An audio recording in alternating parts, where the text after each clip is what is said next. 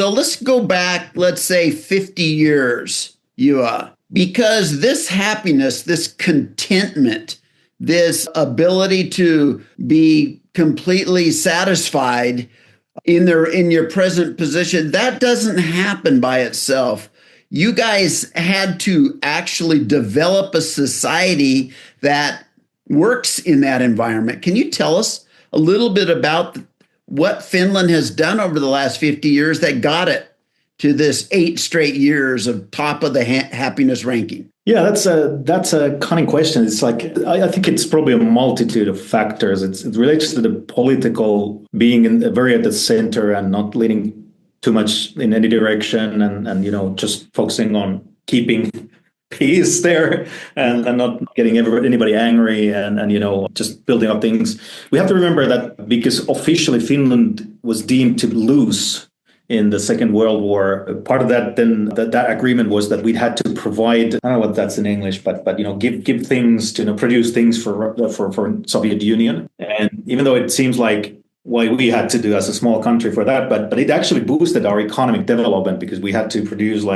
build houses there. We needed to provide train cars and all kinds of these kind of basic technological products and ship them to Soviet Union as some kind of a remuneration. I think the word in the U.S. is reparations.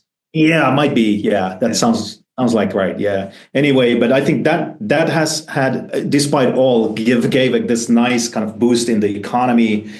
And then there's been this history of building a welfare state, which means that the taxes have been always very high in Finland, which everybody always complains about. And it's funny, it's been always in Finland that people are content. When you ask from Finns, we are super happy and no biggies.